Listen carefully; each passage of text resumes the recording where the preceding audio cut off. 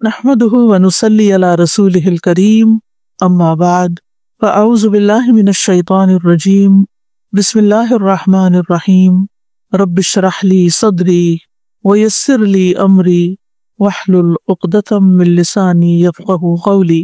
اور صبح اور شام اپنے دل میں عاجزی اور خوف اور بغیر بلند آواز کیے اپنے رب کا ذکر کیجیے، اور آپ غافلوں میں سے نہ ہوں۔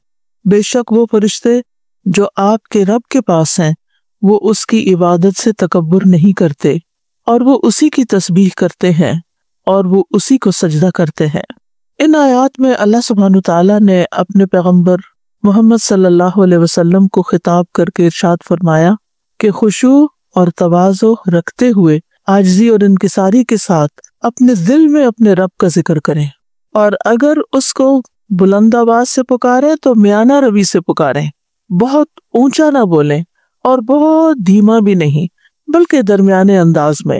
اسی طرح دن کے شروع کے حصے میں اور آخری حصے میں اللہ کو پکاریں، اور اگر کسی چیز کے آغاز میں جیسے دن کے آغاز میں اللہ کو پکار رہے ہیں اور دن کے اختتام پر، تو پورا دن ہی اس میں پھر شامل ہو جاتا ہے۔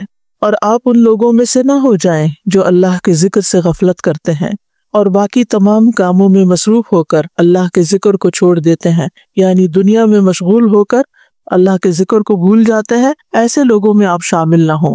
تو یہاں رسول اللہ صلی اللہ علیہ وسلم سے خطاب ہے، لیکن آپ کو خطاب کر کے ہم سب کو عمل کی راہ دکھائی گئی ہے کہ اگر اللہ کے رسول صلی اللہ علیہ وسلم کو ایسا کرنا ہے تو پھر ہمیں بھی ان کی پیروی میں اسی طرح عمل کرنا ہے۔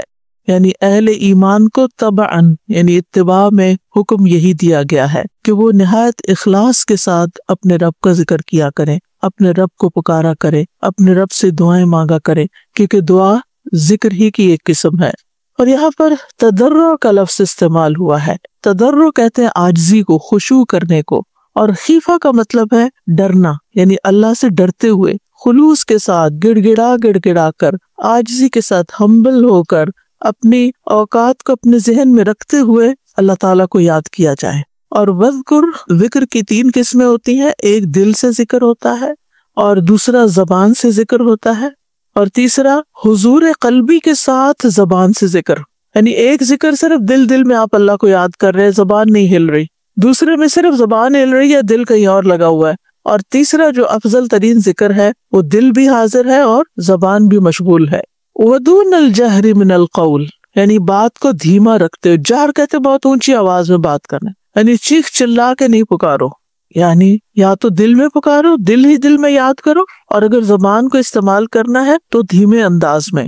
بالغدو والآصال، غدو سے مراد فجر یعنی صبح کی نماز کا آخری حصہ ہے، اور آصال سے مراد عصر سے مغرب تک کا وقت ہے، یعنی فجر کی نماز سے لے کر سورج نکلنے تک کا وقت بڑا اہم ہوتا ہے، اور اسی طرح عصر کی نماز سے لے کر مغرب تک کا وقت بڑا اہم ہوتا ہے۔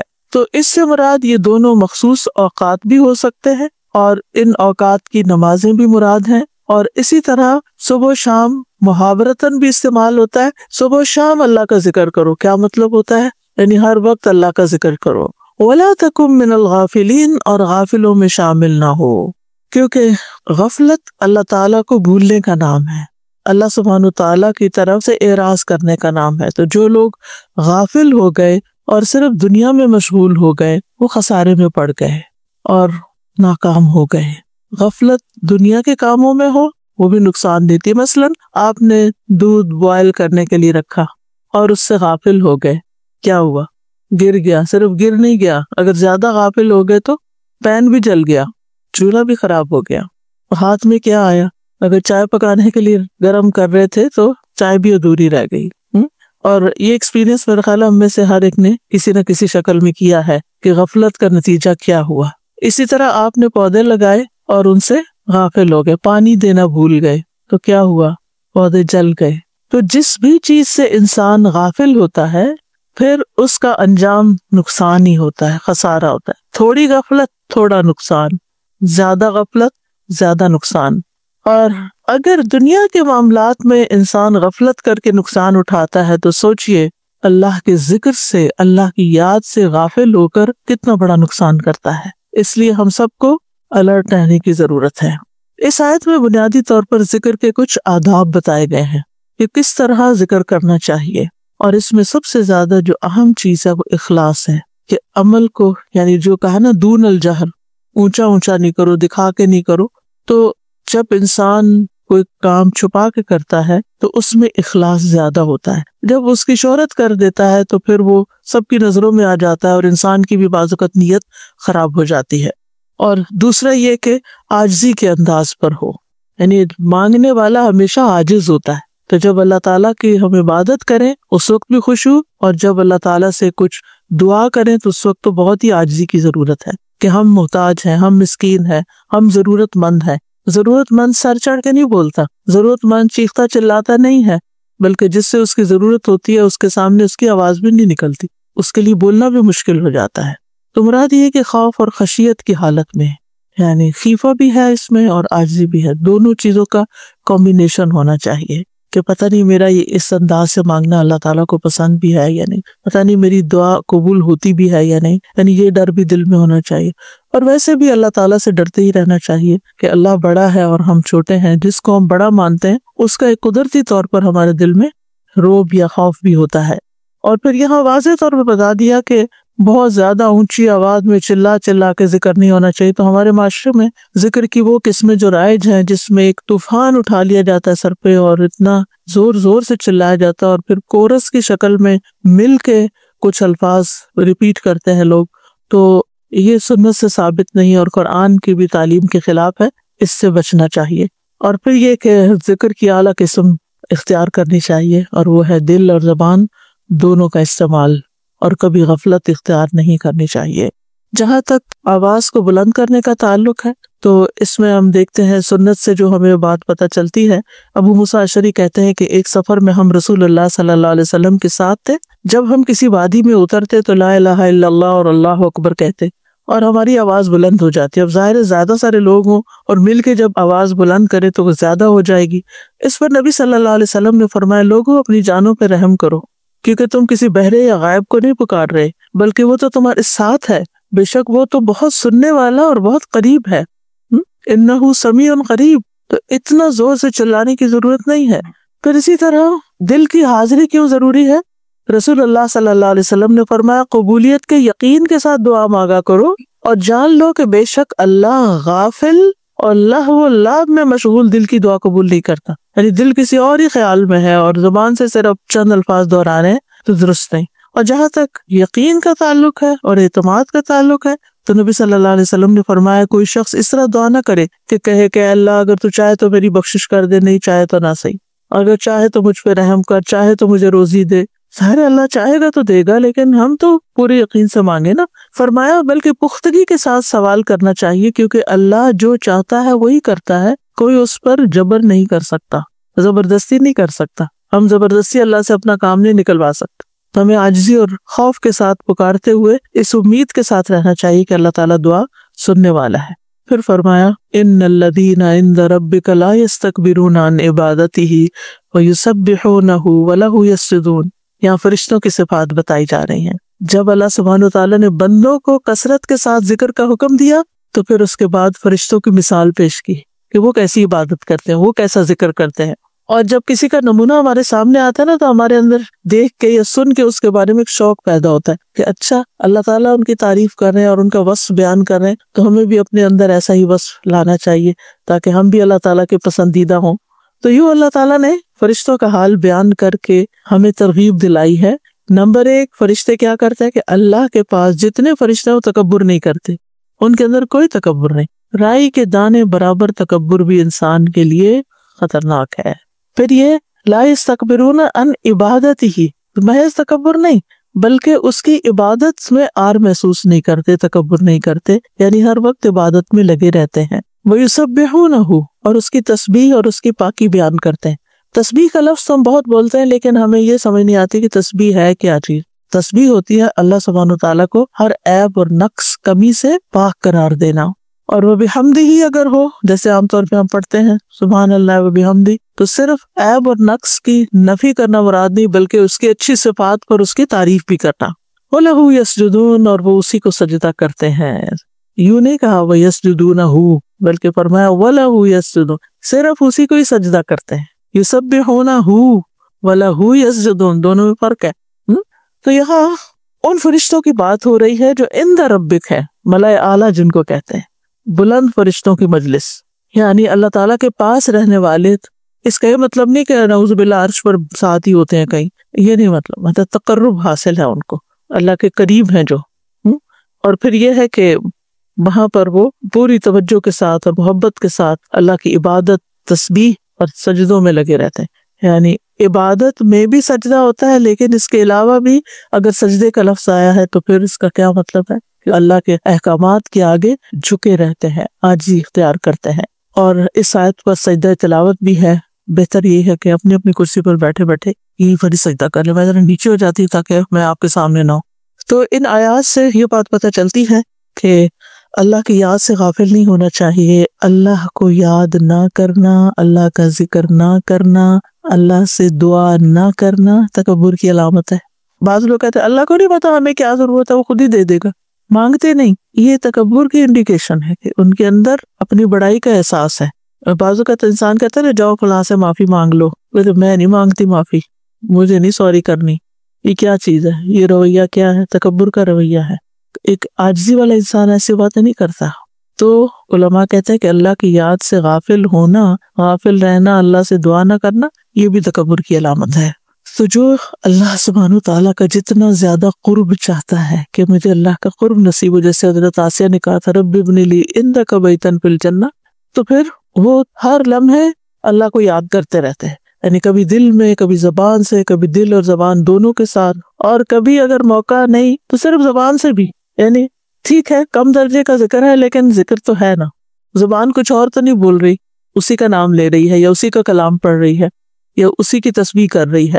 تو جیسے جیسے حالات ہو، ہر وقت حالت ایک جیسی نہیں ہوتی، ہر وقت ایک جیسے کام نہیں ہوتے. بعض اوقات میں لوگوں کی مجلس میں ہوتے ہیں، ہم زبان سے ذکر نہیں کر سکتے تو ہم دل میں اس کی یاد ضرور رکھیں. بعض اوقات ہم کسی ایسے کام میں لگے ہوتے ہیں جیسے کھانا پکا رہے ہیں، کوئی اور کام کر رہے ہیں، دل دماغ ذرا مشغول ہے اس میں، لیکن زبان سے ہم کچھ نہ کچھ، جن لوگوں کو مسئلہ قرآن حفظ ہے یا جو صورتیں حفظ ہیں، آپ نے دیکھا ہوگا جو حفظ ہے نا وہ پانی کی طرح بہتا جاتا ہے. آپ نے بھی تجربہ کیا ہوگا. مثلا رات کچن سنبھالتے سنبھالتے آخری چیز سورۃ الملک آرام سے آپ پڑھ سکتے ہیں اور بغیر اٹکے، بغیر رکے، کیونکہ وہ ہر روز پڑھنی ہوتی ہے تو بھولتی نہیں، پھر تو وہ چلتی چلی جاتی ہے. لیکن اس وقت پوری آیتوں کے اوپر دل دماغ حاضر نہیں ہوتا. مگر آپ کا ایک چونکہ دل دماغ حاضر نہیں ہے تو اس لیے مجھے اب پڑھنی نہیں، یہ غلط بات ہے. وہ پڑھیں، یعنی جیسا بھی موقع ہو، جیسی بھی حالت ہو، جیسی بھی کیفیت ہو، اس سے دور نہ ہو. تو ان آیات سے بہرحال یہی بات پتہ چلتی ہے کہ جو اللہ کے جتنے قریب ہوتا ہے وہ اتنا ہی اللہ کو یاد کرنے والا ہوتا ہے. اللہ کا قرب اللہ کی یاد کے بغیر نہیں ملتا. اگر ہم قرب کے حریص ہیں تو پھر اس کو کبھی فارمل عبادت میں جیسے فرشتے لا یستکبرون عن عبادتی، اور کبھی تسبیح کر کے، اور کبھی اس کے آگے سجدہ ریز ہو کر، اور کبھی اس کے حکم پر عمل کر کے، عملی شکل جو ذکر کی ہے یہ ساری اختیار کریں گے. تو مومن جو ہے وہ ہر چیز کو دیکھ کے، ہر نشانی کو دیکھ کے اللہ کو یاد کرتا ہے. تو کائنات کی بڑی بڑی نشانیوں میں سے چاند کا طلوع ہونا ہے، خاص طور پر پہلی رات کا چاند جب غائب ہونے کے بعد نظر آتا ہے. آپ دیکھیں کہ اس وقت بہت زیادہ سوشلائزنگ ہو رہی ہے، لوگ مل رہے ہیں، آ رہے ہیں، جا رہے ہیں، بڑا ہی اچھا لگ رہا ہے. کیوں؟ کیونکہ 2 سال کووڈ کے ایک گیپ آیا. تو عربی میں ایک محاورہ بھی ہے، زر غبن تزدد حبن، کہ کبھی کبھی ملاقات کیا کرو تو محبت بڑھے گی، اگر روز ہی ملنا شروع کر دیا تو وہ چیز جاتی رہے گی. بہرحال تو چاند بھی جب 2-3 دن آخری راتوں میں نظر نہیں آتا تو پھر جب طلوع ہوتا ہے تو نیا ہو جاتا ہے پھر سے، اور پھر بہت اچھا لگتا ہے. تو اس وقت بھی مومن جب خوش ہوتا ہے، نیا چاند دیکھ کر ہر کوئی خوش ہوتا ہے، چاند نظر آ گیا. اسی لیے اس کو ہلال کہتے ہیں، کیونکہ اس میں انسان آواز بلند کرتا ہے، ہلالہ کا معنی یہی. تو اس وقت بھی وہ اپنے رب کو یاد کرتا ہے. اور نبی صلی اللہ علیہ وسلم نے ایسے تمام مواقع پر ہمیں دعائیں سکھا دی ہیں. تو سنت کی پیروی بھی، اور اللہ کی یاد بھی، اور عبادت کی نیت بھی، یہ ساری چیزیں ہونی چاہیے. یعنی صرف ایک روٹین میں نہیں کہ چاند نظر آ گیا تو یہ دعا پڑھ لیں یا ایک دوسرے کو فارورڈ کر دیں. نہیں، کیا کیا نیت ہے؟ سنت کی پیروی، عبادت کی نیت، اور ذکر، اور اللہ تعالیٰ سے مانگنا، کیونکہ اللہ تعالیٰ کو مانگنا بڑا پسند ہے ہمارا. تو اللہم اہللہ علینا بالیمن والایمان والسلامت والاسلام ربی وربک. اے اللہ مبارک کر ہمیں یہ چاند برکت اور ایمان اور سلامتی اور اسلام کے ساتھ، برکت، ایمان، سلامتی اور اسلام کے ساتھ. اے چاند میرا اور تمہارا رب اللہ ہے. اس بات کا اظہار ہے میں چاند کو نہیں پوچھتی، میں اللہ کو پوچھتی ہوں، میں اللہ کی عبادت کرتی ہوں، میرا بھی رب وہی ہے اور اس چاند کا رب بھی وہی ہے۔ یہ روایت طلحہ بن عبید اللہ کے حوالے سے سنن ترمذی میں آئی ہے۔ چاند بہرحال اللہ کی نشانی میں سے ایک نشانی ہے، بڑھتا ہے، گھٹتا ہے، پھر غائب ہوتا ہے، طلوع ہوتا ہے، اور پھر ہمارے لیے اللہ تعالیٰ نے اس کو سالوں کی گنتی اور حساب کتاب کے لیے بھی بنایا ہے۔ پھر چاند کو دیکھ کر ہی ہم روزہ رکھتے ہیں اور چاند کو دیکھ کر ہی ہم افطار کرتے ہیں۔ صوموا لرؤیتہ وافطروا لرؤیتہ، تو روزہ افطار کرنے کی دعا ہے ذهب الظمأ وابتلت العروق وثبت الاجر انشاء اللہ، پیاس بجھ گئی، رگیں تر ہو گئی، اور اللہ نے چاہا تو اجر بھی ثابت ہو گیا۔ یہ سنن نبی داؤد کی روایت ہے ابن عمر سے۔ اور روزہ جس کو اللہ توفیق دے، بہترین عبادت ہے۔ آج تھرسڈے ہے، کئی آپ میں سے خوش قسمت روزے سے ہوں گے۔ ابو ہریرہ کہتے ہیں کہ رسول اللہ صلی اللہ علیہ وسلم نے فرمایا، اللہ تعالیٰ فرماتا ہے کہ ابن آدم کا ہر نیک عمل خود اسی کے لیے ہے سوائے روزے کے، کیونکہ وہ خاص میرے لیے ہے اور میں ہی اس کا بدلہ دوں گا۔ اس ذات کی قسم جس کے ہاتھ میں محمد صلی اللہ علیہ وسلم کی جان ہے، روزہ دار کے منہ کی بو اللہ کے نزدیک مسک کی خوشبو سے بھی زیادہ بہتر ہے۔ روزہ دار کے لیے دو خوشیاں ہیں جن سے وہ خوش ہوتا ہے، ایک تو جب وہ افطار کرتا ہے تو خوش ہوتا ہے، اور دوسری جب وہ اپنے رب سے ملاقات کرے گا تو اپنے روزے کے ثواب کے ساتھ خوش ہوگا۔ ہم میں سے ہر کوئی چاہتا ہے کہ اللہ تعالیٰ سے ملاقات کریں تو اللہ تعالیٰ ہم سے خوش ہو جائیں۔ تو اللہ کو خوش کرنے والے کاموں میں اور ملاقات کے وقت جس سے خوشی ہوگی وہ ان میں سے ایک روزہ ہے۔ اللہ تعالیٰ ہمیں توفیق عطا کرے کہ ہم فرض کے علاوہ نوافل کا بھی اہتمام کریں۔ پھر اسی طرح روزہ کھلوانے والے کے لیے دعا ہے افطر عندکم الصائمون واکل طعامکم الابرار وتنزلت علیکم الملائکہ، روزے دار تمہارے ہاں افطار کیا کریں، یعنی ہم نے تو افطار کیا اور بھی روزے دار، کیونکہ روزہ کھلوانے کا ثواب بھی بہت زیادہ ہے، جو کھلواتا ہے اس کو پورے روزے کا اجر مل جاتا ہے، اور یہ صرف رمضان میں نہیں، رمضان کے علاوہ بھی ہے۔ نیک صالح لوگ تمہارا کھانا کھایا کریں تاکہ وہ کھانا کھائیں اور ان کی جسم میں قوت اور جان بنے، اس سے جو عبادت اور نیکی کا کام کرے وہ تمہارے لیے صدقہ جاریہ بنے۔ اور رحمت کے فرشتوں نے تم پر نزول کیا، یعنی جب انسان کوئی نیکی کا کام کرتا ہے، روزہ کھلواتا ہے، یا لوگ اللہ کی خاطر جمع ہوتے ہیں، انسان ان کو کچھ کھلاتا پلاتا ہے، اور خاص طور پر اس طرح کا موقع تو ایسی مجلسوں میں پھر فرشتے بھی حاضر ہوتے ہیں۔ پھر لیلۃ القدر کی دعا ہے اللہم انک عفو تحب العفو فاعف عنی، اے اللہ تو معاف کرنے والا ہے، معافی کو پسند کرتا ہے، بس تو مجھے معاف کر دے۔ عفو کا مطلب کیا ہے؟ بہت زیادہ معاف کرنے والا۔ ہم دن میں کتنی غلطیاں کرتے ہیں، کتنی دفعہ بھولتے ہیں، کتنی خطائیں کرتے ہیں، لیکن اللہ تعالیٰ ہمیں پکڑتا نہیں، درگزر کرتا چلا جاتا ہے، اور اس کو یہ پسند ہے کہ لوگوں کو معاف کرے، یعنی اس کو سزا دینا پسند نہیں ہے، اس کو معاف کرنا پسند ہے۔ اور اللہ تعالیٰ کی اس صفت کا واسطہ دے کر ہم اللہ سے معافی کی درخواست کرتے ہیں، فاعف عنی، کہ اللہ تعالیٰ آپ مجھے معاف کر دیں، میری غلطیوں کو معاف کر دیں۔ لیکن اس کے لیے ایک شرط ہے، وہ یہ کہ آپ بھی بندوں کو معاف کیا کریں، کیونکہ معاف کرنا اللہ تعالیٰ کو پسند ہے۔ کچھ لوگ دلوں میں ایسی باتیں رکھ چھوڑتے ہیں کہ معاف نہیں کرتے، اور وہ انہی کی وجہ سے پھر جب وہ کسی سے ملاقات بھی کرتے ہیں تو ڈھنگ سے نہیں کرتے، صاف دل کے ساتھ نہیں ملتے، وہ پرانی باتیں یاد رکھتی۔ ٹھیک ہے، انسان ہرٹ ہوتا ہے، کئی چیزیں تکلیف دیتی ہیں، اندر رہ جاتی ہیں، لیکن پھر بھی انسان کو معاف کر دینا چاہیے۔ جتنے زیادہ مشکل ہو معاف کرنے میں اتنا ہی بڑا اجر ہے۔ قرآن مجید میں آتا ہے الا تحبون ان یغفر اللہ لکم، کیا تم نہیں چاہتے کہ اللہ تعالیٰ تمہیں معاف کر دے؟ یہ روایت حضرت عائشہ کی ہے، وہ کہتی ہے میں نے عرض کیا اللہ کے رسول صلی اللہ علیہ وسلم مجھے بتائیے اگر میں لیلۃ القدر پہچان لوں تو میں کیا کہوں؟ تو آپ نے ان کو یہ دعا سکھائی۔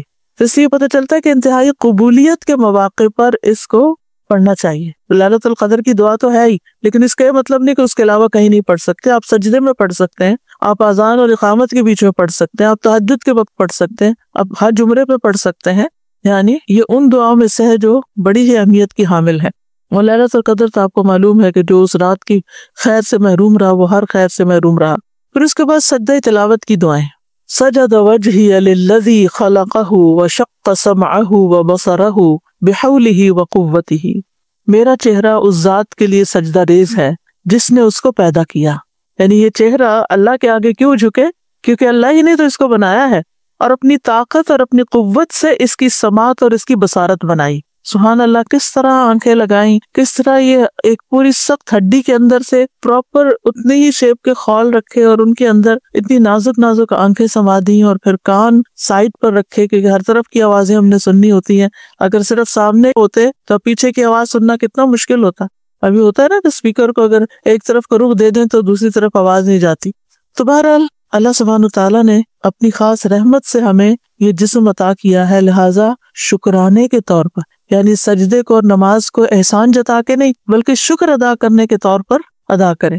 پھر ایک اور دعا ہے، اللہم اغفر لی بہا، اللہم حط انی بہا وزرن واحدث لی بہا شکرن وتقبلها منی کما تقبلت من عبدک داود سجدتہ. اے اللہ اس کی وجہ سے مجھے بخش دے. یہ جو میں سجدہ کر رہا ہوں، ہم بعضوں کا سجدہ تلاوت کو اتنی امپورٹنس نہیں دیتے کہ کوئی نہیں، بعض علماء کہتے ہیں کہ کوئی فرض نہیں ہے، واجب نہیں ہے، کام چلتا ہے. نہیں، یہ سجدہ بھی بخشش کا سبب ہو سکتا ہے. تو اے اللہ اس کی وجہ سے مجھے بخش دے، یعنی سجدہ جو میں کر رہا ہوں مجھے اس کی وجہ سے بخش دے، یعنی سجدہ بھی ہے اور بخشش کی دعا بھی ہے ساتھ. اے اللہ اس کے ذریعے میرے بوجھ دور کر دے. کتنے بڑے بڑے بوجھ ہیں جو ہمارے دلوں پہ پڑے ہوئے ہیں، اور اے اللہ میرے لیے اس کے ذریعے شکر پیدا کر دے اور اسے مجھ سے قبول فرما لے، جیسے تو نے اپنے بندے داؤد کا سجدہ قبول فرمایا.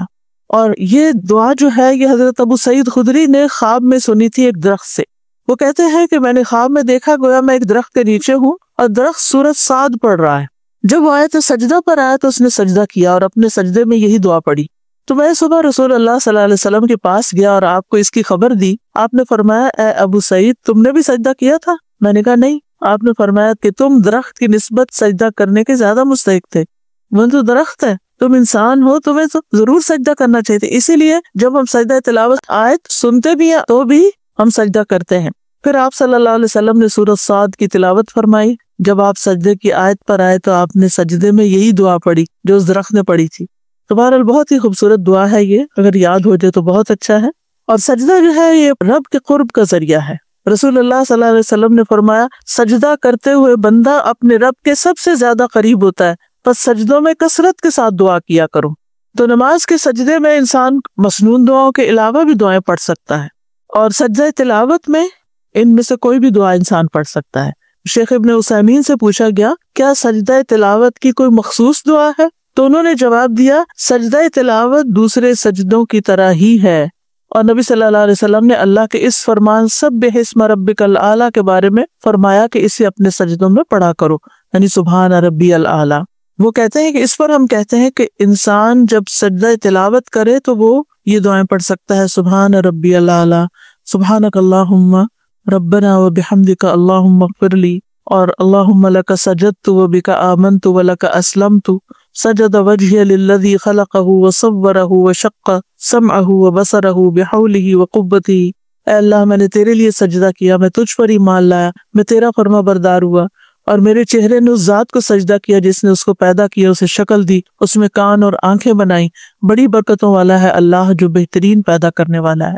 اور پھر یہی دعا جو ابھی آپ نے پڑھی جو درخت کی دعا ہے، اللہم اکتب لی بہا اجرا وحط انی بہا وزرا واجعلها لی عندک ذخرا وتقبلها منی کما تقبلتها من عبدک داود سجدتہ. سجدہ تلاوت کے لیے وضو ضروری نہیں ہے، قبلے کا رخ ہونا بھی ضروری نہیں ہے، یعنی جہاں بھی آپ ہیں جس بھی حال میں، جیسے قرآن مجید صبح پڑھ رہے ہیں تو سجدہ تلاوت آئے تو آپ قرآن مجید ایک طرف رکھ کے وہیں پر آپ سجدہ کر لیں، بیڈ پہ بھی کر سکتے ہیں. پھر آندھی اور طوفان کے وقت کی دعائیں ہیں، اللہم انی اسألک خیرہا وخیر ما فیہا وخیر ما ارسلت بہ واعوذ بک من شرہا وشر ما فیہا وشر ما ارسلت بہ. اے اللہ میں تجھ سے اس ہوا کی بھلائی مانگتا ہوں اور جو کچھ اس میں ہے اس کی بھلائی، اور جو اس کے ذریعے بھیجا گیا ہے اس کی بھی بہتری مانگتا ہوں، اور اس کے شر اور جو کچھ اس میں ہے اس کے شر اور جو شر اس کے ذریعے بھیجا گیا اس سے پناہ مانگتا ہوں. کتنی جامع دعا ہے. اور میں تو یہ دعا اور چیزوں کے لیے بھی پڑھ لیتی ہوں، یعنی جیسے بعض اوقات وہم ہوتا ہے نا کہ کوئی چیز آئی ہے یا کوئی، یعنی کئی مواقع ایسے ہوتے ہیں جن میں آپ اس چیز کی خیر اور جو اس کے اندر ہے اس کی خیر، اور پھر جو چیز وہ لائی ہے یا اس کے آفٹر ایفیکٹس ہونے والے ہیں اس کی خیر، بڑی بہترین دعا ہے. پھر اسی طرح یہ ہے کہ ہوا کو گالی نہیں دینی چاہیے، ہوا کو برا بھلا نہیں کہنا چاہیے. ابو ہریرہ بیان کرتے ہیں، میں نے رسول اللہ صلی اللہ علیہ وسلم سے سنا، آپ فرماتے تھے ہوا اللہ کی رحمت میں سے ہے. سلمہ نے کہا، اللہ کی ہوا رحمت بھی لاتی ہے اور عذاب بھی لاتی ہے. جب تم اسے دیکھو تو اسے برا مت کہو، بلکہ اللہ سے اس کی خیر کا سوال کرو اور اللہ ہی سے اس کے شر کی پناہ مانگو. ٹھیک ہے، خیر کا سوال کرو، اس کے شر سے پناہ مانگو. کیونکہ آپ دیکھیے کہ جب بہت بارشیں ہوتی ہیں تو پہلے تو ہوائیں چلتی ہے اور بادلوں کو لانے والی بھی ہوائیں ہی ہوتی ہیں، اور پھر ان کے ساتھ بارشیں اور بارشوں کے ساتھ سیلاب اور یہ ساری چیزیں آ جاتی ہیں. تو پھر بعض اوقات لوگ سیلاب کو یا اس کو یعنی بہت غلط لفظ بھی دینے لگتے ہیں، تو اس سے بھی بچنا چاہیے. ہر چیز معمور ہے. وہ حضرت عائشہ کے بارے میں آتا ہے نا کہ ایک دفعہ شاید ان کی چادر یا کوئی چیز اڑا کے لے گئی تو انہوں نے اس ہوا پہ لعنت بھیجی، تو آپ نے فرمایا ہوا کو لعنت مت بھیجو، یہ تو اللہ کے حکم کی پابند ہے، اور جس نے کسی ایسی چیز پر لعنت کی جو اس کی مستحق نہ ہوئی تو وہ لعنت اسی پر پلٹتی، یعنی جس نے لعنت کی ہو. تو قرض نہ کریں ہوا کو یا بارش کو یا کسی بھی چیز کو. پھر ایک اور دعا ہے اللہم لقحا لا عقیما، اے اللہ بارش والی ہوا ہو، بے برکت نہ ہو. جب آندھی چلتی تھی تو رسول اللہ صلی اللہ علیہ وسلم یہی دعا کرتے تھے کہ آندھی کے ذریعے پولینیشن بھی ہوتی ہے، ایک جگہ کے بیج اڑ کے دوسری جگہ گرتے ہیں اور پھر آگے گروتھ ہوتی ہے، اور اس کے ساتھ ساتھ ایک درخت بھی اکھاڑ کے چلی جاتی ہے، لگے ہوئے پودے بھی اڑا دیتی ہے. تو ایسی صورت میں انسان کو خیر ہی مانگنی چاہیے کہ اللہ اس کے ذریعے برکت آئے، اس کے ذریعے گروتھ ہو، نہ کہ یہ جڑ کاٹ دے، بے برکت نہ ہو. لقح بارش کو بھی کہتے ہیں، یا اللہ یہ ہوا بارش لائے نہ کہ بادل اڑا کے لے جائے.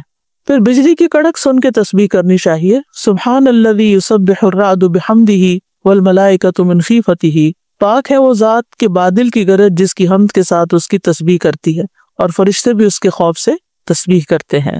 عبداللہ بن زبیر کی یہ روایت ہے کہ جب وہ کڑک سنتے تھے تو باتیں کرنا چھوڑ دیتے تھے، یعنی جب بادل گرج رہے ہوتے تھے تو باتیں نہیں کرتے تھے اور یہ دعا پڑھنا شروع کر دیتے تھے. پھر بارش طلب کرنے کے لیے دعائیں، یعنی اگر بارش نہیں ہو رہی تو پھر دعا مانگیں. اللہم اسق عبادک و بہائمک وانشر رحمتک و احی بلدک المیت، اے اللہ اپنے بندوں اور اپنے جانوروں کو پانی پلا، اپنی رحمت عام کر دے اور اپنی خشک زمین کو تر و تازہ کر دے. کتنی خوبصورت دعا ہے. یعنی صرف یہ نہیں کہ اللہ بارش برسا یا اللہ بارش برسا، یہ بھی الفاظ ہیں اور یہ بھی الفاظ ہیں. یعنی اصل میں ہمیں مانگنے کا ڈھنگ نہیں آتا. ہم کہتے ہیں ہماری دعا قبول نہیں ہوتی، لیکن بات یہ کہ کمی ہمارے اندر ہی ہوتی ہے کہ ہمیں طریقہ ہی نہیں آتا. تو الفاظ کا صحیح استعمال اور خوبصورت استعمال جو ہے وہ بھی اللہ کی رحمت لاتا ہے. تو اے اللہ اپنے بندوں اور اپنے جانوروں کو پانی پلا، تو بارش آئے گی تو پانی پیئیں گے نا. اپنی رحمت عام کر دے، بارش رحمت بھی ہے.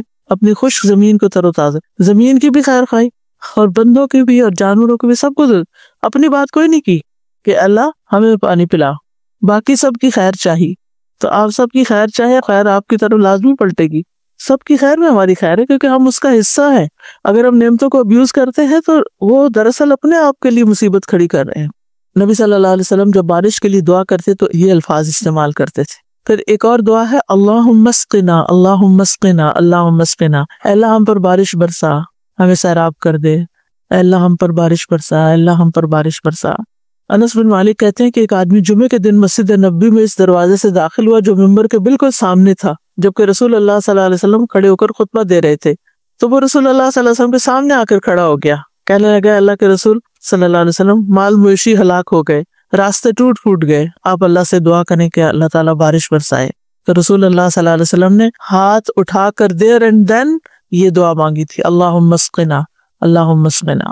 اور ایک اور دعا بھی ہے اللہم اسقنا غیثا مغیثا مریئا نافعا غیر ضار عاجلا غیر آجل، اے اللہ ہم پر بارش برسا ازہد مفید، مددگار، بہترین انجام والی جو شادابی لائے، نفع دینے والی ہو نہ کہ نقصان دینے والی، جلد آنے والی ہو نہ کہ دیر سے آنے والی. یعنی بہترین دعا ہے یہ بھی. اور یہ جابر بن عبداللہ کی روایت ہے، وہ کہتے ہیں کہ رسول اللہ صلی اللہ علیہ وسلم کے پاس کچھ لوگ بارش نہ برسنے کی وجہ سے روتے ہوئے آئے. یہاں تو چونکہ اکثر بارش اور یہ سب موسم آتے رہتے ہیں بہت فریکوینٹلی، تو ہمیں ان لوگوں کی تڑپ اور طلب اور ضرورت کا احساس بھی شاید نہ ہو کہ جو صحرائی علاقوں میں رہتے ہیں. تو وہ روتے ہوئے آپ کے پاس آئے تو آپ نے پھر یوں دعا فرمائی. جابر کہتے ہیں کہ اس دعا کے فوراً بعد ان پہ بادل آ گئے، بارش برس گئی. کتنی خوبصورت دعا ہے کہ اے اللہ ہم پہ بارش برسا ازہد مفید، مددگار، بہترین انجام والی، جو شادابی لائے، نفع دینے والی نہ کہ نقصان دینے والی، جلد آنے والی نہ کہ دیر سے آنے والی. سب کچھ کور ہو گیا. پھر الحمدللہ رب العالمین الرحمن الرحیم مالک یوم الدین لا الہ الا اللہ یفعل ما یرید اللہم انت اللہ لا الہ الا انت الغنی ونحن الفقراء انزل علینا الغیث وجعل ما انزلت لنا قوة وبلاغا الی حین۔ تمام تعریف اللہ کے لیے جو سب جہانوں کا رب ہے، بے حد مہربان، نہایت رحم والا، قیامت کے دن کا بادشاہ۔ اللہ کے سوا کوئی معبود نہیں، وہ کرتا ہے جو وہ چاہتا ہے۔ اے اللہ تو ہی اللہ ہے، تیرے سوا کوئی معبود نہیں، تو غنی ہے اور ہم محتاج ہیں۔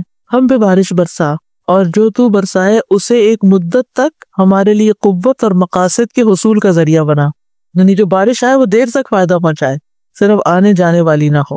حضرت عائشہ کہتی ہیں اس دعا کے بارے میں کہ لوگوں نے رسول اللہ صلی اللہ علیہ وسلم سے بارش نہ ہونے کی شکایت کی، آپ نے ممبر رکھنے کا حکم دیا اور وہ عیدگاہ میں رکھا گیا۔ عیدگاہ بڑی جگہ تھی جہاں زیادہ لوگ جمع ہو سکتے تھے، اور آپ نے لوگوں سے ایک ایسے دن کا وعدہ کیا جس میں وہ سب نکلیں گے، سارے کی ساری بستی باہر آئے گی۔ حضرت عائشہ کہتی ہیں کہ اس وقت رسول اللہ صلی اللہ علیہ وسلم تشریف لائے جب سورج کا کنارہ ظاہر ہو گیا، یعنی سورج نکل آیا۔ آپ نے ممبر پر بیٹھ کر اللہ تعالیٰ کی تکبیر کہی، اللہ تعالیٰ کی حمد و ثنا بیان کی، پھر فرمایا تم نے اپنے علاقوں کے خشک ہونے اور بارش کی آمد کے زمانے میں تاخیر کی شکایت کی ہے، اور یقیناً اللہ تعالیٰ نے تمہیں حکم دیا ہے کہ تم اس سے دعا کرو۔ وقال ربکم ادعونی استجب لکم، اور اس نے تم سے وعدہ کیا ہے کہ وہ تمہاری دعا قبول کرے گا۔ اور پھر یہی دعا فرمائی جس میں شروع میں الحمدللہ رب العالمین الرحمن الرحیم مالک یوم الدین، اور اس کے آگے بھی۔ پھر حضرت عمر کی بھی ایک دعا ہے، اللہم اجعل رزقہم علی رؤوس الجبال، اے اللہ ان کے رزقوں کو پہاڑوں کی چوٹیوں میں پیدا کر دے۔ وہ کیا چیز ہے؟ عبداللہ ابن عمر کہتے ہیں، جو حضرت عمر کے بیٹے ہیں، کہ حضرت عمر نے قحط سالی کے سال کہا جو شدید قحط کا سال تھا، اور عمر رضی اللہ عنہ نے دیہاتیوں کی امداد کے لیے کوئی کسر نہ چھوڑی تھی، اونٹوں، گیہوں، تیل اور تمام قسم کی پیداوار سے مدد کی۔ ظاہر ایمرجنسی کی سچویشن تھی، ایمرجنسی ریلیف تھا ایک طرح سے، یہاں تک کہ تمام پیداوار قحط کی وجہ سے خشک ہو گئی۔ اس وقت حضرت عمر دعا کرنے لگے، اللہم اجعل رزقہم علی رؤوس الجبال، اے اللہ ان کے رزقوں کو پہاڑوں کی چوٹیوں میں پیدا کر دے، یعنی برف برسا اور بادل آئیں، کیونکہ پہاڑی علاقے میں کبھی آپ رہے ہوں تو وہاں پر زیادہ آتے ہیں بادل، اور پھر وہاں جب بارش برستی ہے تو پھر وہ پانی وہاں نہیں رہتا، بہہ کے نیچے دریاؤں میں آ جاتا ہے۔ تو دور رس سوچا نا۔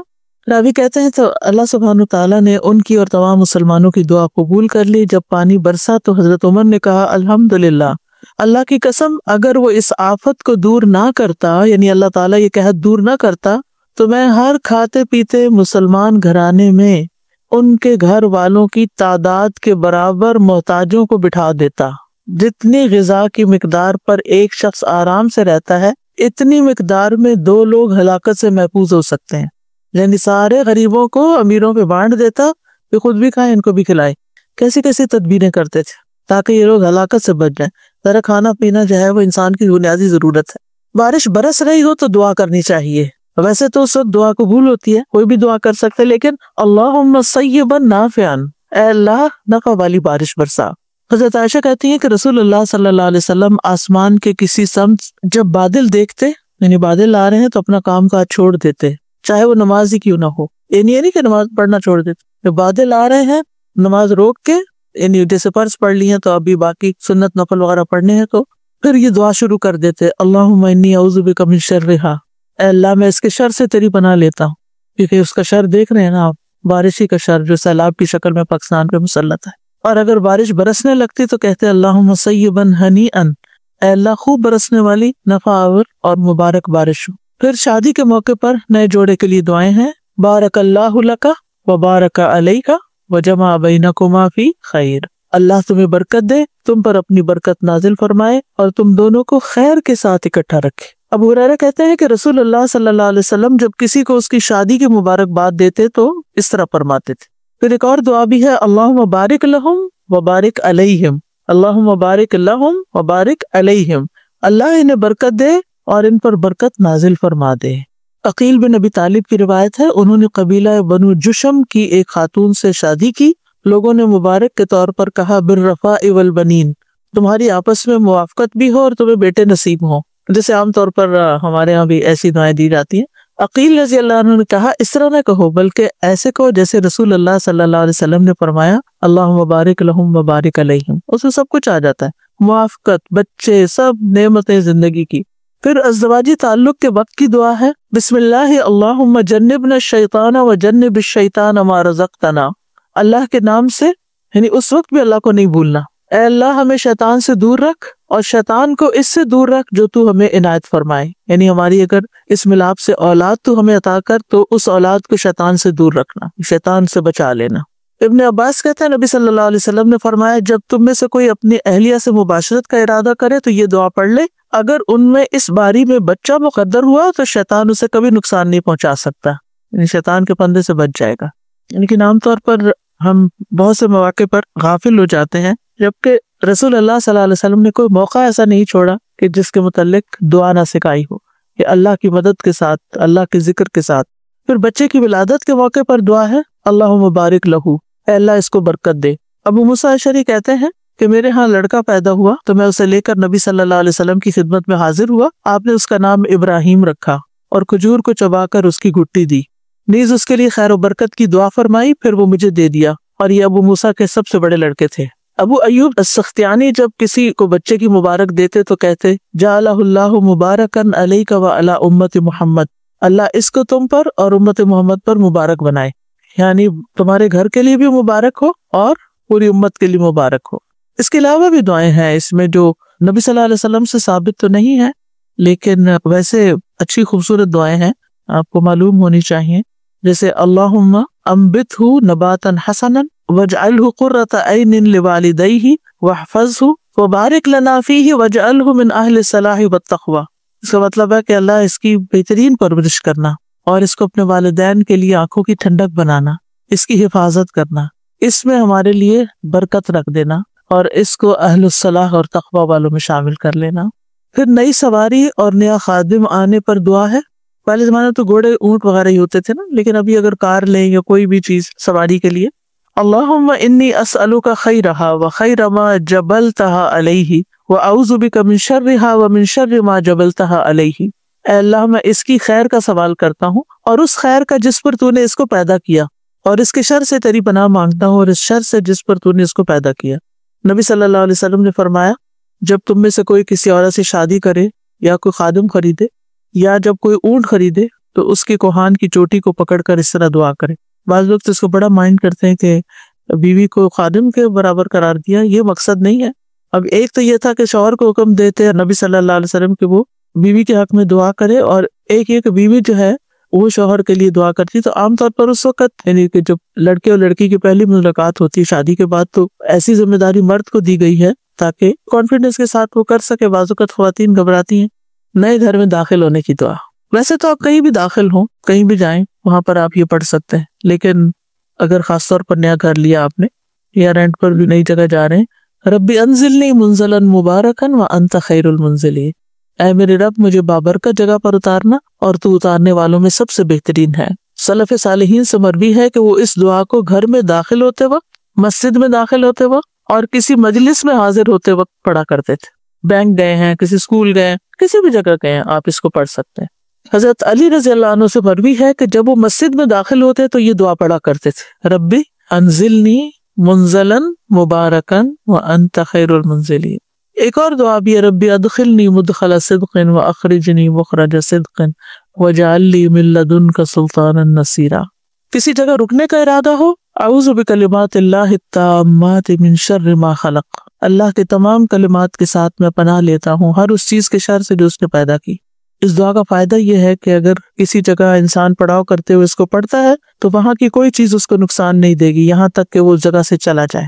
پہلے زمانے میں تو آپ دیکھیے کہ لوگ اونٹوں گھوڑوں پر سواری کرتے تھے، جب کوئی راستے میں رکتے تو کچی مٹی کی زمین کے اوپر رکتے تھے، پھر اپنی کوئی چیز بچا لی تو بچا لی، آس پاس جنگل ہے، کیڑے مکوڑے، سانپ بچھو ہیں، ہر طرح کے خطرات ہوتے تھے۔ پھر کسی کی ترقی اور کامیابی پر اس کو دعا دیں، برکت کی دعا۔ رسول اللہ صلی اللہ علیہ وسلم نے فرمایا جب کسی کو اپنے بھائی کا وجود یعنی اس کا فگر یا اس کا مال پسند آئے، کوئی چیز اس نے خریدی ہے، کوئی پراپرٹی، کوئی گھر، کوئی فرنیچر، کوئی کچھ، تو اس کے لیے برکت کی دعا کرے، کیونکہ نظر لگ جانا برحق ہے۔ تو ہم دوسروں کی خوشی پر خوش ہوں، ان کو فائدہ پہنچانے والے ہوں، نہ کہ حسد کر کے ان کو نقصان دینے والے۔ برکت کی دعا کے لیے کوئی بھی صیغہ استعمال کر سکتے ہیں، اللہ مبارک فی، بارک اللہ فیک، بارک اللہ لک۔ اگر چیز ہے تو بارک اللہ فیک، اس چیز میں اللہ تعالیٰ تمہارے لیے برکت ڈال دے۔ اگر کسی نے بہت اچھی لیٹسٹ ایپل واچ لی ہے یا کوئی اور ایسی چیز کوئی گولڈ کی جیولری پہنی، ڈیزائن آپ کو اچھا لگ رہا ہے، پلٹ کے آپ کا دھیان انگوٹھی پہ جا رہا ہے تو آپ اس کو اپریشیٹ کر سکتے ہیں، بہت پیاری ہے، اللہ مبارک فی، اللہ اس کو برکت دے تاکہ اس کا نگ ہی نہ گر جائے۔ پھر اسی طرح وقت میں بھی برکت کی دعا کرنی چاہیے، وقت میں، اور یہ ہم سب کے لیے بڑی ضروری، ہر وقت دوڑ لگی ہوتی۔ اللہم انا نسألک صلاح الساعات والبرکۃ فی الاوقات، اے اللہ ہم تجھ سے گھڑیوں کی اصلاح کا سوال کرتے ہیں، یعنی ایک ایک لمحے کی اصلاح کا، یہ ہمارے لیے سیدھا رہے، اور اوقات کی برکت کا سوال کرتے ہیں۔ پھر ہے اللہم لا تدعنا فی غمرۃ ولا تأخذنا علی غرۃ ولا تجعلنا من الغافلین، اے اللہ ہمیں ہماری غفلت میں نہ چھوڑنا، ہمیں ہماری بے خبری میں نہ پکڑ لینا کہ ہم غافل بیٹھے اور موت آ جائے، اور ہمیں غافل لوگوں میں سے نہ بنانا، غافلوں میں شامل نہ کرنا۔ پھر اطاعت میں مددگار دعائیں کہ اللہ سبحانہ وتعالیٰ کی ہم اطاعت کریں، فرما برداری کریں، اچھے اچھے کام کریں۔ یہ معاویہ بن قرہ کی دعا ہے، حجاج اسود سے مروی ہے، وہ کہتے ہیں میں نے معاویہ بن قرہ کو یہ کہتے ہوئے سنا، اللہم ان الصالحین انت اصلحتہم ورزقتہم ان عملوا بطاعتک فرضیت عنہم، اے اللہ جو نیک لوگ ہیں تو نے ہی ان کی اصلاح کی ہے، تو نے ہی ان کو نیک بنایا ہے، تو نے ہی ان کو توفیق دی ہے کہ انہوں نے تیری اطاعت کے ساتھ عمل کیا ہے، بس تو ان سے راضی بھی ہو گیا ہے، خوش قسمت ہے۔ اللہم فکما اصلحتہم فاصلحنا، اللہ جیسے تو نے ان کی اصلاح کی ہے نا تو ہماری بھی کر دے، وکما رزقتہم ان عملوا بطاعتک، اور جیسے تو نے انہیں توفیق دی ہے کہ تیری اطاعت کا کام کرے، فرضیت عنہم، پھر تو ان سے راضی ہو گیا، فرزقنا، تو ہمیں بھی توفیق دے، ان نعمل بطاعتک، کہ ہم تیری اطاعت کے مطابق کام کریں، وارض عنا، اور تو ہم سے راضی بھی ہو جائے۔ کتنی خوبصورت دعا ہے نا، کہ ہم بجائے اس کے کہ دوسروں کو دیکھ کے صرف انوی کرتے رہیں کہ یہ تو اتنے بڑے بڑے کام کر لیتے ہیں، اتنے اچھے اچھے کام تو کچھ بھی نہیں کر رہے، پتہ نہیں ہم کب کریں گے، اور اپنے آپ کو کوسنا شروع کر دیں۔ کبھی اپنے آپ کو کوسے مت، ٹھیک ہے اپنا محاسبہ ضرور کرے، لیکن خواہ کوس کے اور منفی باتیں کر کے اپنے موریل کو ڈاؤن نہ کرے، بلکہ توفیق مانگے اللہ سے کہ اللہ انہوں نے اچھے کام کیے تو نے ان کو توفیق دی، تو ان سے راضی ہو گیا، ہمیں بھی توفیق دے، ہم بھی اچھے کام کریں تو ہم سے بھی راضی ہو جائے۔ عربی نہیں یاد ہوتی نہ سے اردو میں مانگ لیں، ٹھیک ہے نا۔ پھر ہے اللہم اعزنی بطاعتک، اے اللہ مجھے اپنی اطاعت کے ساتھ عزت بخش، کیونکہ بعض اوقات ہم اللہ کی اطاعت کا کام چھوڑ دیتے ہیں کہ شاید وہ کرنے سے ہماری عزت نہیں ہوگی، یا لوگ ہمیں کوئی ویلیو نہیں دیں گے، یا لوگ ہمیں رسپیکٹ نہیں دیں گے، یا لوگ ہمیں حقیر سمجھیں گے، ہم نے حجاب کر لیا یا ہم نے کوئی دین کی بات کر لی تو لوگ شاید ہمیں معمولی انسان سمجھیں، لیکن اے اللہ ہم ہر موقع پہ ہر جگہ تیری اطاعت کریں، اور اس اطاعت کے ساتھ تو ہمیں عزت دے، ولا تخزنی بمعصیتک، اور اپنی نافرمانی کے ساتھ ذلیل نہ کرنا، کیونکہ الٹیمیٹلی تو اللہ ہی کے پاس جانا ہے نا، اور اگر اللہ کو ناراض کر کے گئے تو پھر قیامت کے دن رسوائی ہی رسوائی ہے۔ اللہم ارزقنی مواساة من قطرت علیہ رزقک بما وسعت علی من فضلک، اے اللہ جس کا تو نے رزق تنگ کیا ہے مجھے ان کی غم خواری کی توفیق عطا فرما، اس وجہ سے کہ تو نے اپنا فضل مجھ پہ فراخ کیا ہے۔ اللہ تو نے مجھے دیا ہے، مجھے توفیق دے کہ جن کو نہیں دیا میں ان کا غم ہلکا کر سکوں، کوئی بھی چیز، علم ہے، سکلز ہیں، کیونکہ انسان کے پاس جو چیز نہیں ہوتی ضرورت کی اس پر غمگین ہوتا ہے، تو کسی کو بھی سائڈ دیکھیں کسی بھی مسئلے میں، اور اگر آپ کے پاس وہ چیز ہے کہ آپ اس کی ہیلپ کر سکتے ہیں تو اس کے ساتھ احسان کریں، جیسے وہ بالوالدین احسانہ ہے نا۔ وہ اچھا کتنی دفعہ ہوتی ہے کہ ہمارے والدین بعض اوقات کسی بات پہ دکھی ہوتے ہیں، مثلاً کیسے دکھی ہوتے ہیں کہ وہ کوئی دوسرا ہمارا بہن بھائی جو ہے وہ بیمار ہے، یا اس کی کوئی جاب نہیں ہے، یا وہ کسی مسئلے میں گھرا ہوا ہے، تو ہم والدین کو تسلی دے سکتے ہیں، ان کو اچھی اچھی باتیں سنا سکتے ہیں، ان کو سوچ پازیٹیو کر سکتے ہیں، یہ بھی اسی میں آتا ہے۔ اسی طرح یعنی انسان احسان کرتا ہے اپنے مال کے ساتھ، اپنے علم کے ساتھ، اپنے سکلز کے ساتھ، اپنے وقت کے ساتھ، اور اپنی جاہ کے ساتھ۔ جاہ کا مطلب ہوتا ہے منصب۔ بعض اوقات اللہ تعالیٰ آپ کو اپنے خاندان کے اندر ایک ایسا مقام دیتا ہے کہ دوسرے لوگ آپ کی بات سنتے ہیں، آپ روٹھوں کو منا سکتے ہیں، آپ اصلاح کر سکتے ہیں۔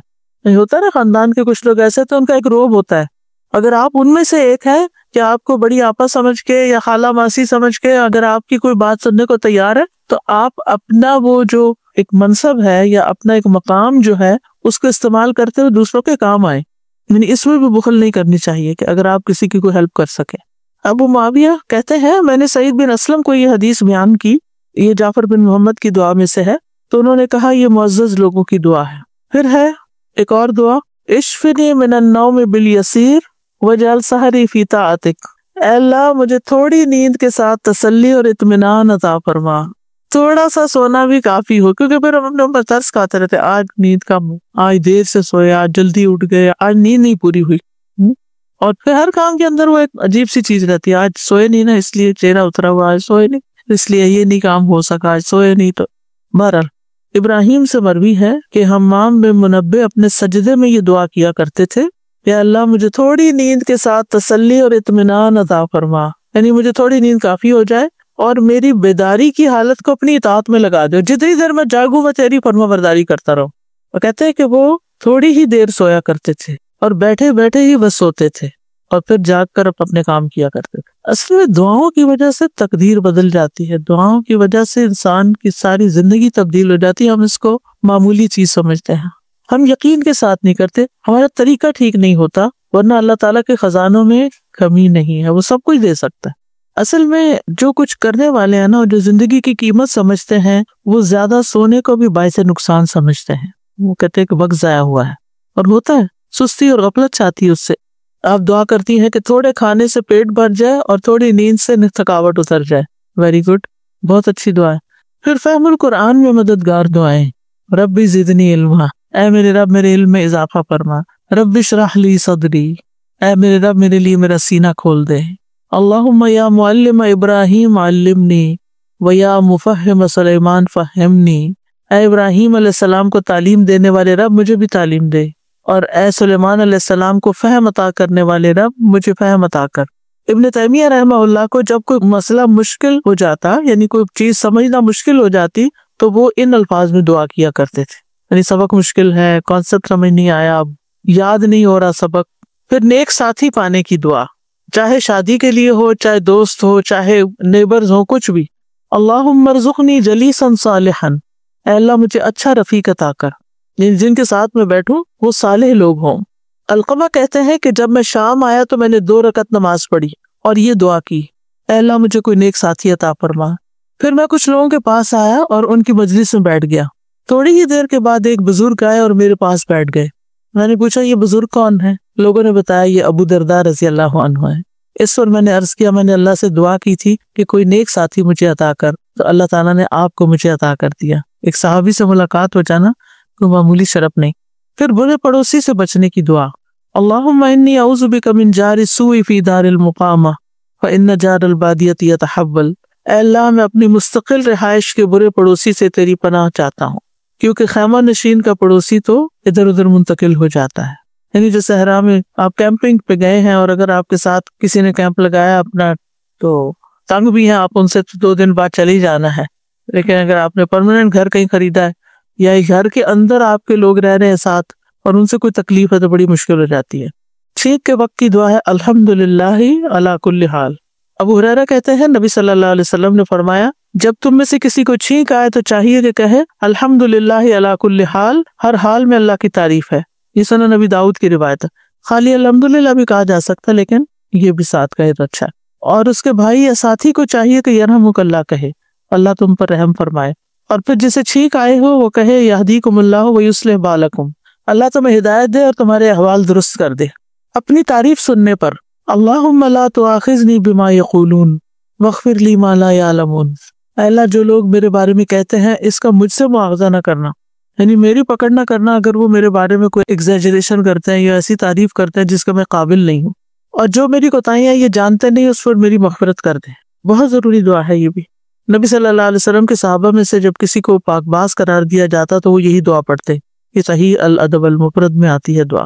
پھر مرغ کی آواز، گدھے کی آواز، کتے کے بھونکنے کی آواز سن کر پڑھنے کی دعا۔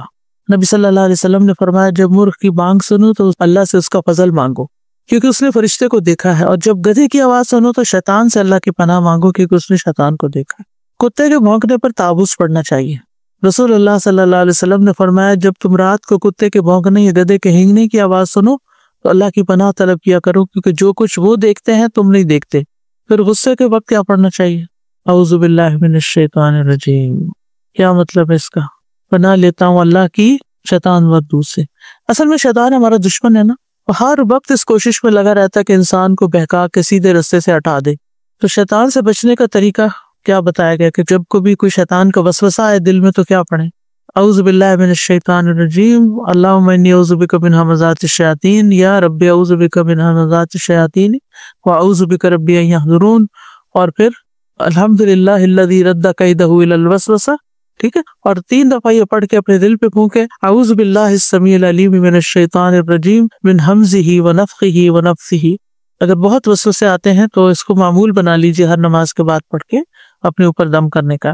تو بات یہ ہے کہ انسان کو شیطان کسی وقت بھی نہیں چھوڑتا، ہمیشہ اس کو سیدھے راستے سے ہٹا کے غلط رخ پہ ڈالنا چاہتا ہے۔ کبھی اس کے اندر فخر پیدا کر دیتا ہے، کبھی سرکشی میں اس کو آمادہ کر دیتا ہے، کبھی اس کے اندر غصے کی آگ بھڑکا دیتا ہے، اور کبھی انسان کے اندر حسد، بغض اور کینہ پیدا کر دیتا ہے، کبھی انسان انا کا شکار ہو جاتا ہے۔ یہ ساری چیزیں انسان کو دوزخ کے راستے پہ لے جانے والی، کیونکہ وہ اپنا ساتھی بنانا چاہتا ہے۔ اور شیطان کے مقابلے میں انسان جو ہے بعض اوقات کمزور پڑ جاتا ہے، لیکن جب اللہ سے مدد لیتا تو فتح حاصل کر لیتا، اس پر طاقتور ہو جاتا ہے۔ تو ایک تو ہمیں ہر وقت چوکنا بھی رہنا چاہیے، اور اگر کوئی برا خیال آئے، کوئی بدگمانی آئے کسی کے بارے میں، تو فوراً تعوذ اعوذ باللہ من الشیطان الرجیم پڑھنی چاہیے۔ تو انسان جب اللہ تعالیٰ کی پناہ لیتا ہے تو پھر اس وقت انسان محفوظ قلعے میں آ جاتا ہے، اور جس کے ساتھ اللہ ہو اس سے بڑی تو کوئی نعمت اور دولت ہی نہیں۔ تو جب کسی کو غصہ آئے تو آپ اس کو بھی کہہ سکتے ہیں اعوذ باللہ پڑھو، یا خود پڑھنا شروع کر دیں۔ بعض خواتین پوچھتے ہیں کہ جب ہسبینڈ کو غصہ آئے تو کیا کریں؟ وہ جو بھی ہے بھڑکایا تو آپ نہیں ہے، تو اس لیے اعوذ باللہ آپ بھی پڑھ لیں، کیونکہ کسی کو غصہ نہیں آتا جب تک آپ غصہ نہیں دلاتے، ٹھیک ہے؟ یا تازہ تازہ دلاتے ہیں، یا پچھلا ہی کوئی بھرا ہوا ہوتا ہے مواد تو اس سے غصہ آ جاتا ہے، تو پھر اس وقت اعوذ باللہ یا پھر آیت الکرسی یا کوئی ایسی چیز جو شیطان کو بھگانے والی ہو وہ پڑھ لینی چاہیے۔ پھر فتنوں سے بچنے کی دعائیں ہیں، یہ جو طرح طرح کے فتنے روز سنتے ہیں آپ اس معاشرے کے اندر خاص طور پہ، اور ویسے بھی اوور آل بھی دنیا میں، تو اعوذ باللہ من عذاب القبر واعوذ باللہ من عذاب النار واعوذ باللہ من الفتن ما ظہر منها وما بطن واعوذ باللہ من فتنة الاعور الکذاب۔ میں عذاب قبر سے اللہ کی پناہ میں آتا ہوں، میں جہنم کے عذاب سے اللہ کی پناہ میں آتا ہوں، میں ظاہری اور باطنی فتنوں سے اللہ کی پناہ میں آتا ہوں، اور میں کان دجال کے فتنے سے اللہ کی پناہ میں آتا ہوں جو بہت بڑا کذاب ہے۔ رسول اللہ صلی اللہ علیہ وسلم نماز کے بعد ان چیزوں سے پناہ مانگا کرتے تھے، تو یہ نماز کے بعد بھی دعا پڑھی جا سکتی ہے۔ پھر ایک اور دعا ہے اللہم انا نعوذ بک ان نرجع علی اعقابنا او نفتن عن دیننا، اے اللہ ہم اس سے تیری پناہ مانگتے ہیں کہ الٹے پاؤں لوٹ جائیں یا اپنے دین کے بارے میں کسی فتنے میں مبتلا ہو جائیں۔ تو اس کے بارے میں بھی دعا کرنی چاہیے اللہ تعالیٰ سے کہ ہم دین کو نہ چھوڑیں، کیونکہ بعض اوقات شیطان انسان کو غلط راستے پر ڈال دیتا ہے۔ پھر ایک اور بھی ہے اللہم اجعلنی من اعظم عبادک نصیبا فی کل خیر تقسمہ الغداۃ ونورا تہدی ورحمتا تنشرھا ورزقا تبسطہ وضرا تکشفہ وبلاء ترفعہ وفتنة تصرفھا۔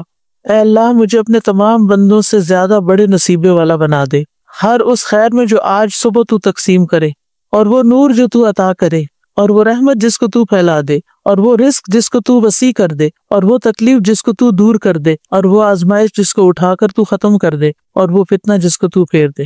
یہ چیزیں تو ہمیں پریشان کرتی ہیں، تو یہ سب چیزیں ہو گئی۔ حضرت ابن عمر کی دعا ہے، حضرت ابن عمر جب صبح ہوتی تھی تو یہ دعا پڑھتے تھے۔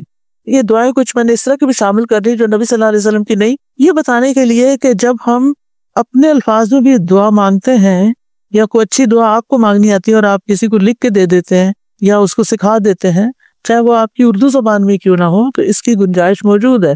یعنی بعض اوقات کوئی دعا آتی ہے تو فٹ اس پہ لوگ لکھنا شروع کر دیتے ہیں، ضعیف ہے، یہ ثابت نہیں ہے، یہ فلاں۔ تو میں ہمیشہ ایک ہی جملہ بولتی ہوں، دعا تو دعا ہے، قرآن میں آئی دعا سر آنکھوں پر، نبی صلی اللہ علیہ وسلم نے بتائی سر آنکھوں پر، لیکن اگر اللہ کے کسی نیک بندے سے اللہ نے کوئی دعا کہلوا دی تو وائی ناٹ کہ ہم بھی ان الفاظ میں مانگ لیں۔ نبی صلی اللہ علیہ وسلم نے تو درخت کی مانگی ہوئی دعا بھی پڑھ لی تھی، کیا یہ دلیل کافی نہیں ہے؟ تو درخت سجدہ کرتے وقت سجدے کی دعا پڑھ رہا تھا، تو نبی صلی اللہ علیہ وسلم نے بھی پھر وہی دعا مانگی۔ آپ نے تو یہ نہیں کہا کہ نہیں یہ میری دعا نہیں ہے اور یہ تو درخت کی دعا ہے، کوئی آر نہیں محسوس کی۔ اچھے الفاظ میں جو مسنون صحیح دعا ہو، جو سنت کے مطابق اس کی شرائط پوری ہوتی ہو، کوئی شرکیہ بات نہ ہو، کیونکہ کچھ لوگ اللہ سے مانگنے کے بجائے غیر اللہ سے مانگنا شروع کر دیتے ہیں، ان چیزوں سے ضرور بچنا ہے، یا غیر اللہ کے واسطے دینا شروع کر دیتے ہیں، ان چیزوں سے بچنا ہے۔ لیکن اچھی دعا جو اللہ ہی سے مانگی جا رہی ہے اس پہ کوئی حرج نہیں، اپنے الفاظ میں بھی۔ اسی طرح تحفہ دینے والے کے لیے دعا ہے جزاک اللہ خیرا، اللہ تجھے اچھا صلہ عطا فرمائے۔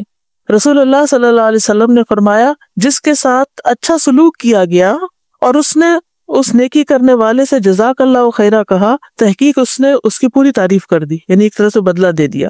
سیدنا جابر کہتے ہیں رسول اللہ صلی اللہ علیہ وسلم نے فرمایا جسے کوئی عطیہ دیا جائے، کوئی گفٹ ملے، تو اگر اسے میسر ہو تو اس کا بدلہ دے دے، اور اگر نہیں، واپس لوٹانے کو کوئی چیز نہیں، تو اس کی مدح و ثنا کر دے، دینے والے کی تعریف کر دے۔ اور جس نے اپنے محسن کی مدح کی اس نے اس کا شکریہ ادا کیا، اور جس نے اس کے احسان کو چھپایا اس نے اس کی ناشکری کی۔ اور جزاک اللہ خیرن کہنا جو ہے یہ ایک طرح سے احسان کا بدلہ دینا ہے۔ یہ تو تھی دعائیں۔ اس کے علاوہ دن بھر کچھ نہ کچھ تسبیحات بھی کیا کریں۔